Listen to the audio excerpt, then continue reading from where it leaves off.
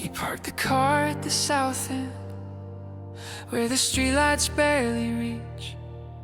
Left his wallet on the dashboard, with a note he couldn't speak.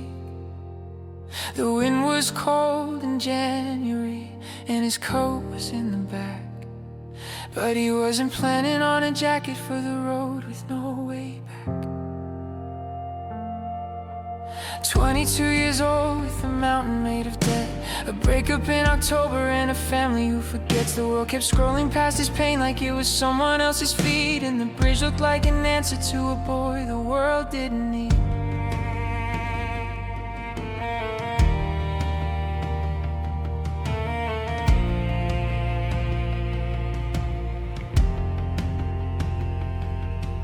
He stood there at the railing looking down into the black.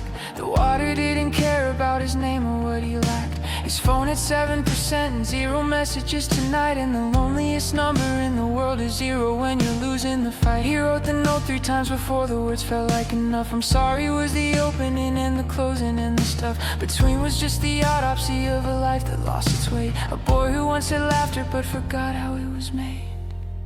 But God sent a stranger with a cup of coffee in his hand, who said, I don't know why I drove this way, I didn't have a plan. But something told me, turn left here, and something told me, stop. And the man on the bridge looked up and said, how did you know I was lost? The stranger didn't preach to him, he didn't quote a verse. He just sat beside him on the railing like he'd done it first. He said, I was here 11 years ago, same spot, same night, and somebody sat with me until the morning brought the light. He said, I don't know your name and I don't need to know your sin, I just know that something told me you were standing on the rim. And I've learned to listen when the whisper says to turn, because somebody turned for me, and that's how I'm alive to learn. They sat there for an hour in the cold without a word, just 2 strangers on a bridge in the silence and a bird that shouldn't have been singing in January at that hour, but it sang like heaven sent it as a tiny piece of power. The boy looked at the stranger and he said, I don't know how to go back. The stranger said, you don't go back, you walk forward from the crack. The bridge is not the ending, it's the bend inside the road. And God didn't bring me here to watch you fall, he brought me here to hold. They didn't exchange numbers, never even said their names. But the boy who planned to end it drove back home, and life was changed. He went to school, he got the help, he found a church that cared. And 20 years from now will be the stranger with the cup, because God recycles miracles through people who show up. The boy became a counselor who works the midnight shift. He drives the bridges every Friday with a thermos and a gift. And every single person that he pulls back from the rail is a chapter in the story of the night that God derailed. And I wonder how many people are standing on the edge tonight, not because they want to die, but because they've lost the will to fight. And all it takes is one detour, one turn you didn't plan, one cup of coffee and the courage just to say I understand. God sends strangers to the bridges where the hurting stand alone. He reroutes the GPS of people heading somewhere unknown. He interrupts the schedule with a prompting you can't trace, and the man on the bridge tonight could be saved by your embrace.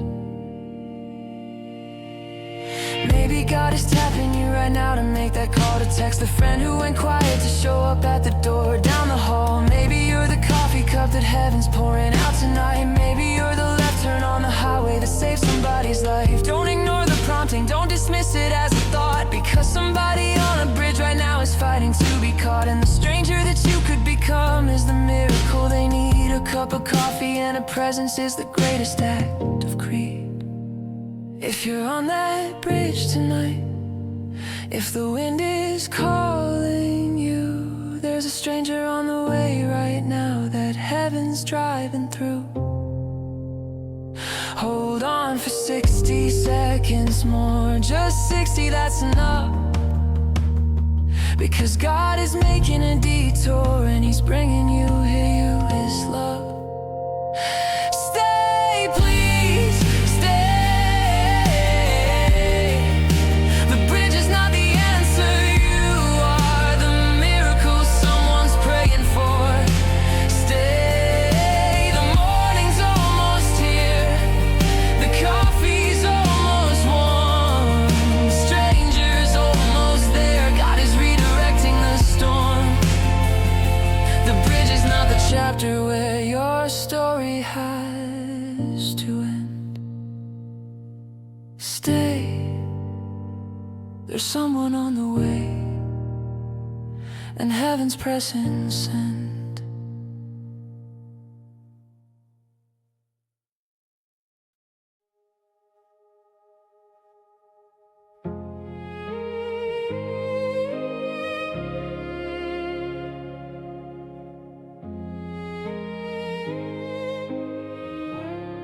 She bought the crayons with her own money, 27 packs of 8.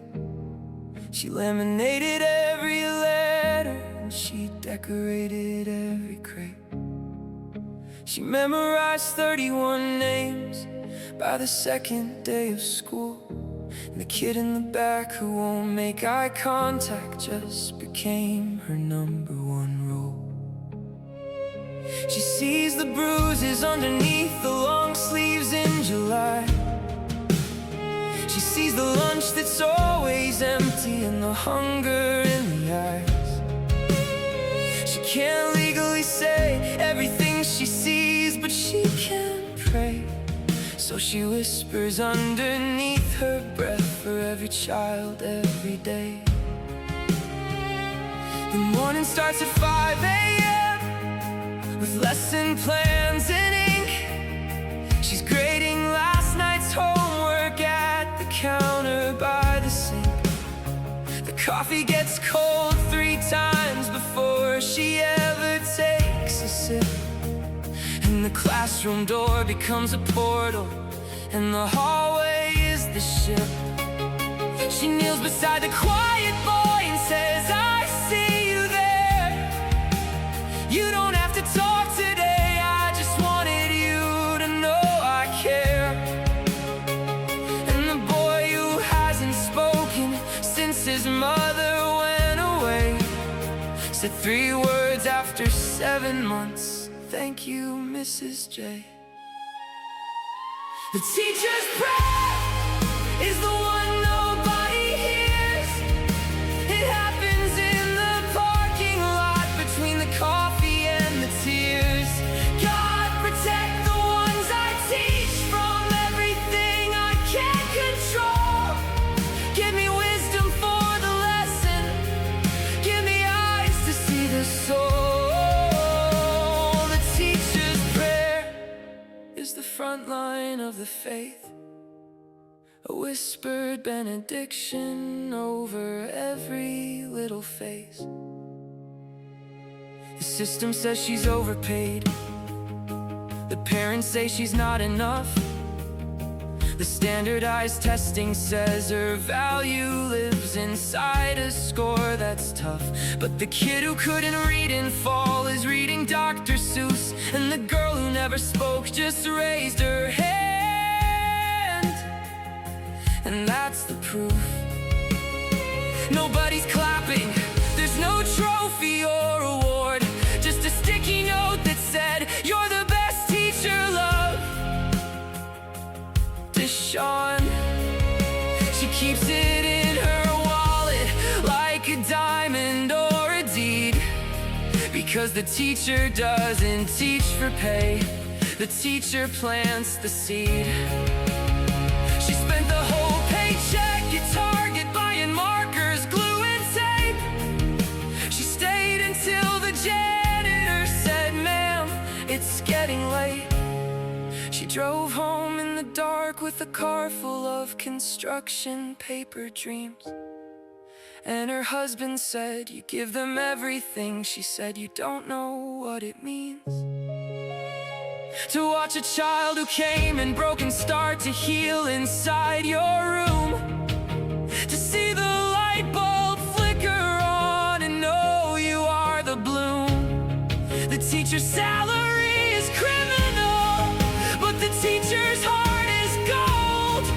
And the currency of impact is the richest thing she holds. And years from now, a surgeon's going to save somebody's life, and a lawyer's gonna free the wrongly convicted from the night, and a mother's gonna raise a child who changes all the rules, and every single one of them is gonna say, it started with my teacher. It started in that school. The president once sat in a plastic chair in second grade. The astronaut once struggled with the multiplication table that she made. The pastor who preaches to the thousands learned to read inside her class. The teacher planted every future in a garden built to last. She cried last Tuesday in the bathroom stall between the bells. Not because a student hurt her, but because the system fails. The budget cuts took music and the counselor and art, and she's carrying the weight of every department on her heart. But she wiped her face and fixed her smile and walked back through the door, because room 24 has 31 reasons to show up for. And if nobody else will fight for them, she'll fight until she falls. The teacher is the last line of defense inside those walls. So to every teacher grading papers past midnight on the couch, who spent the whole paycheck at Target for somebody else's child, God sees the sacrifice, God keeps the score that matters most. The teacher's prayer is the foundation, and the Holy Ghost's best post. You are not underpaid, you are underestimated by a world that lost its way. But heaven keeps the record, and the students keep the faith. One day they'll come back and find you, and they'll say with tearful eyes, you didn't just teach me reading, you taught me how to survive. The teacher's prayer is the strongest prayer in the room, and God answers every single one. He hears you, Mrs. J. He always knew.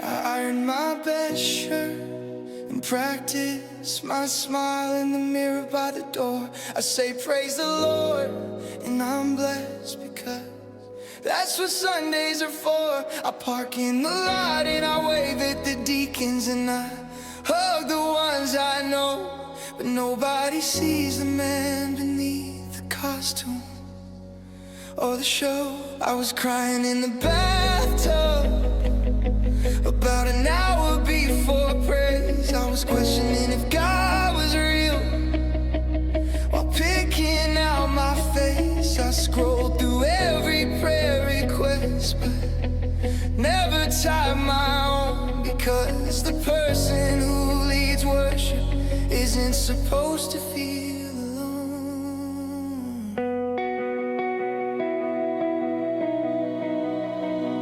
I lift my hands during the chorus like the Spirit's moving deep, but the Spirit that I'm feeling is the one that wants to weep. I close my eyes so people think that I'm in holy conversation, but I'm just hiding from the crowd inside my own imagination. A Sunday smile is muscle memory. By now it doesn't cost me much. I've mastered the performance of the put together and the such. I hug the visitors and tell them you should come back next week, while the visitor inside my soul is the one that needs to speak. But God sees behind the Sunday morning mask I wear. He sees the 2 a.m. version sitting broken in the chair. He doesn't need my performance. He doesn't need my praise to be perfect. He just needs the honest version, and he says that one is worth it. The mask can fool the pew, but it cannot fool the throne. God sees the real you underneath, and he loves that one alone.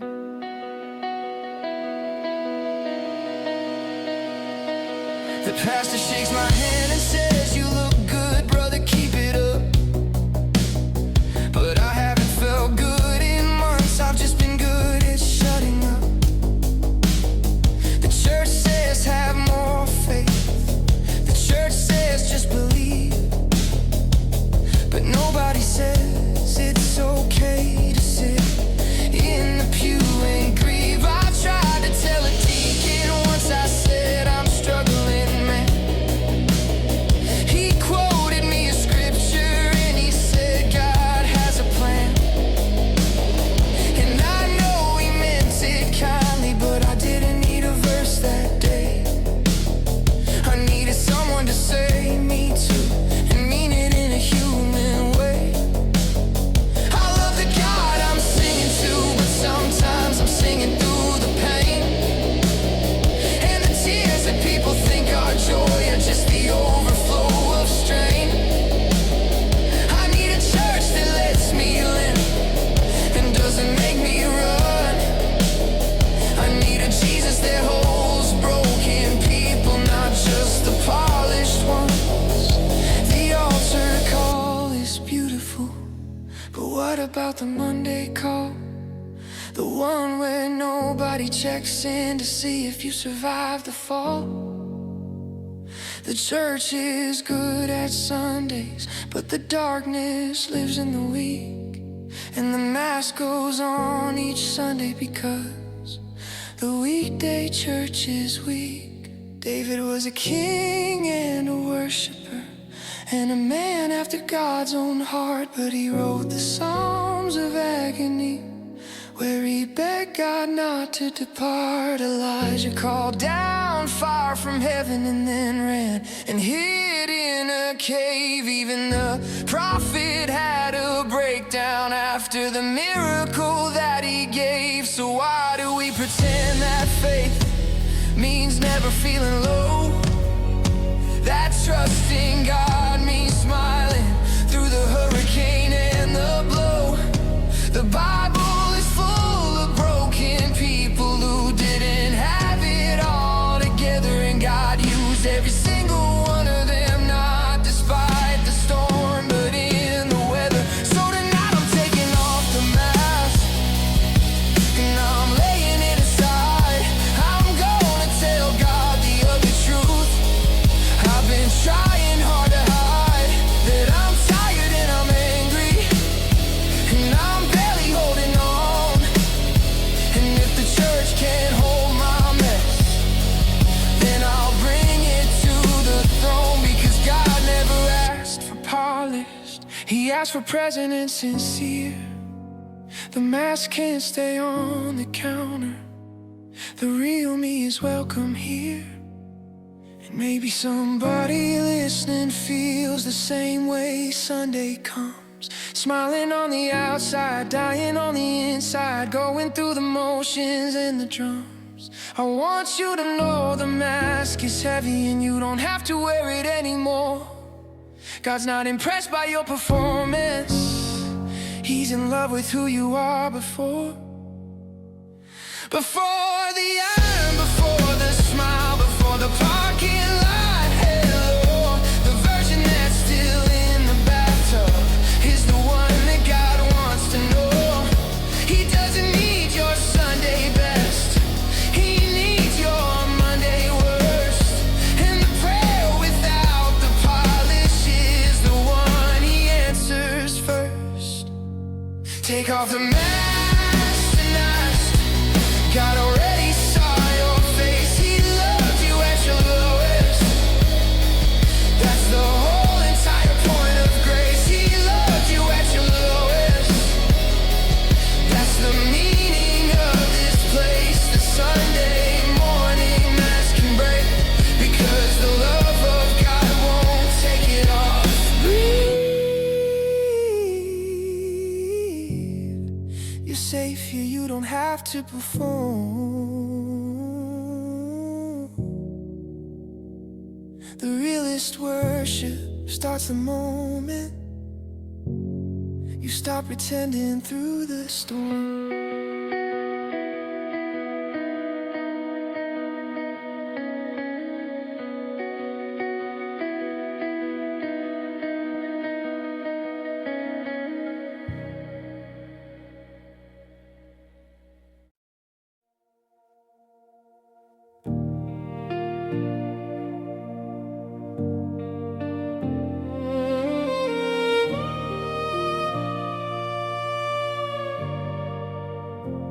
Packed the car on a Wednesday with everything that fit. Left the keys inside the mailbox and the past inside of it. The town that raised me couldn't hold the person I became, and the people who once knew me only knew the older name. I didn't have a destination, just a quarter tank in faith, a Bible on the passenger seat, and a prayer I couldn't waste. And the rearview mirror held the only version of my past, but the windshield held the promise that the best was built to last.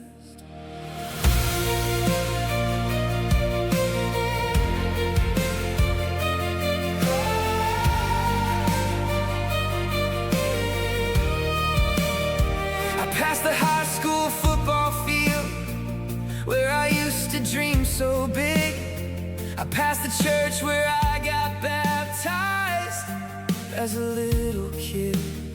I passed my mama's house and almost pulled into the drive, but I knew if I stopped now I'd never leave this place alive.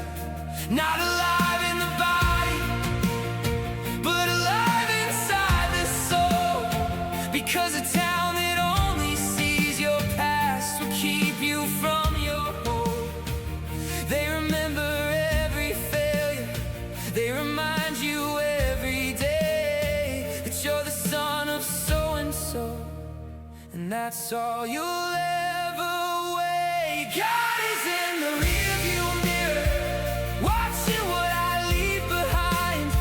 And God is on the highway just ahead, rewriting every sign.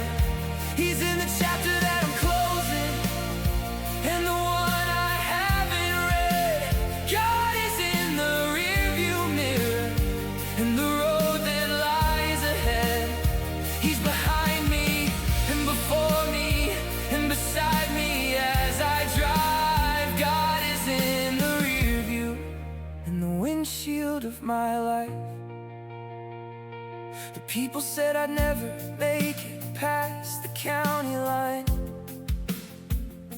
The people said my bloodline was a guaranteed decline. My mother had me at 16, my father served his time, and the statistics said my future was already reset in crime. But God is not a statistic, and He doesn't read the odds. He takes the sons of prisoners and turns them into songs. He takes the girls from broken homes and gives them back their crown.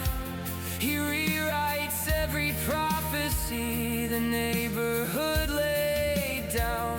The highway opened up like God was spreading out His arms. The radio played a gospel song that settled all the alarms. And every mile I drove away was a chain that hit the floor. The fear, the doubt, the labels and the lies I don't believe anymore. I crossed the state line crying, with my windows rolling down, and I screamed into the open air like I was freedom bound. Because the boy who left that town was not the boy they said he'd be. He was the man that God was making in the middle of the fleet. So I'm driving past the street where I first learned how to fail, past the school that said I wouldn't, and the system and the jail, past the corner where my brother fell, past the house that burned. And every mile I'm putting down is a lesson that I've earned. Abraham left your Moses, left Egypt on the run. Ruth left Moab for a barely field beneath the foreign sun. Every giant in the Bible had to leave the place they knew before the promise could unfold in the land that God drew. God is in the rearview mirror, and He's saying, keep on driving, son. The place you're headed is the one I designed before you could run. Don't look back at the Sodom of the life that kept you small. The windshield is the promised land. I'm writing on the wall. He's in the chapter that I'm closing, and the page that's turning now. God is in the rearview mirror, and He's smiling at me somehow. Because the boy who left is not the man who will arrive. God is in the rearview mirror, and the future is alive.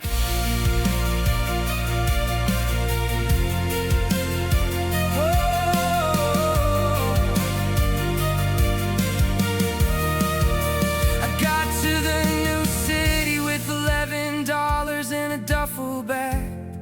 I got a job within a week, and it wasn't much, but I was glad. 'Cause glad looks different when you're free from where you've been. And a studio apartment feels like a palace when you're starting again. And now I tell my story to the kids who feel like they're stuck. I say the zip code isn't destiny, the rear view isn't the luck. God is in the leaving just as much as in the staying home.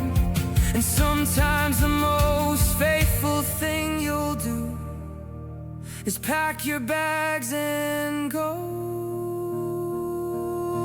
If you're stuck in a city that only sees your past, if the zip code is a prison and the memories hold fast, turn the key and start the engine and let God redraw the map.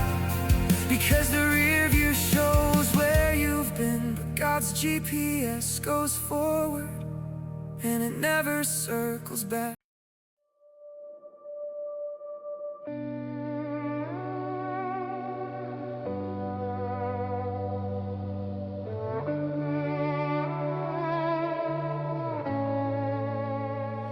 The pantry had 1 can of beans and half a bag of rice. The electric bill was overdue. She'd already rolled the dice. Her husband passed in April, and the savings passed in May. And the widow in apartment 4B was running out of days. She counted every penny on the table like a surgeon counts the gauze. $14 and a prayer was all she had, because the cause of death left no insurance, and the funeral took the rest. And the woman who was married to a good man got the system at its best. She sold the wedding ring on a Tuesday at the pawn shop down the street.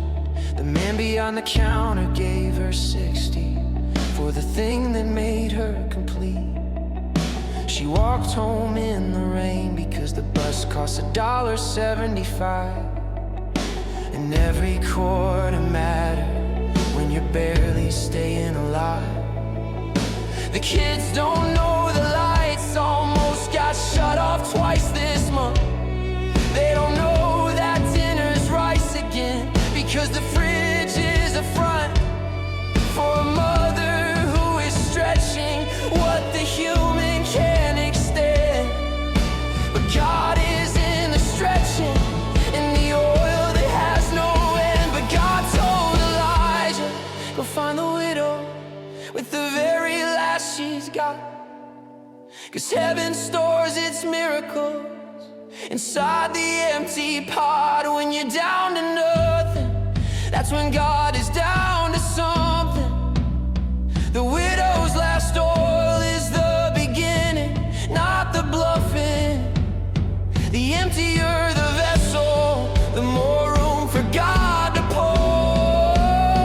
The widow's last oil is the key to heaven's door. She tied on $14 and the church folks thought she lost her mind. You need that money, honey, but she said God's never been behind. She put the crumpled bills inside the offering like a dare, and Monday morning came a check from somewhere she'd never been aware. The neighbor brought the groceries that nobody had asked to bring. The landlord said, don't worry about the rent this month, like it was nothing. And the jar that should have emptied kept producing one more day. The widow's oil didn't multiply because she saved it, multiplied because she gave. The woman in the Bible had enough flour for one last bread. She was gonna feed her son and then prepare for being dead. But the prophet said, feed me first and watch what God will do. And the flour never emptied and the oil forever grew. That's the economy of heaven that the bank will never cheat. You give away the last of what you have, and God extends the reach. The math of faith is opposite to everything the world has learned. The less you hold, the more you gain. The more you give, the more return. And I know you're counting pennies tonight, just like she did. And the math says it's impossible to cover what the month hid. But God has never balanced your books the way the bank does. His economy runs on faith, and the currency is trust. He fed 5,000 people with the boys' lunch and a prayer. He turned the water into wine when the party had despair. He filled the nets with fish when the fishermen caught none. And the God of multiplication is the same one, he's not done. She's working now, the kids are She kept the pawn shop receipt inside her Bible as a stone of remembrance for the season when the bottom fell away, and God caught her in the falling with a miracle on display.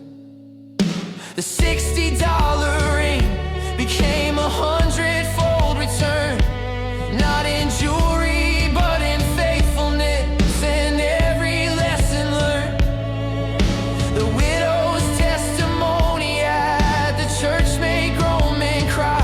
She said, I gave God my last and He gave me back my life. So give from what you've got left, even if it's just a dime, because God doesn't need your surplus, He needs your sacrifice this time. The widow's last oil became a river that didn't stop, and your last dollar in the hand of God is worth more than the lot. Don't count what you have left, count the God who holds the supply. The widow's jar was empty, but the God above was not. And the faith to give your last is the faith that fills the pot. Pour out, and watch the oil that heaven brings. The widow's last oil is still flowing. The widow's faith still sings. When you're at your emptiest, God is at His most.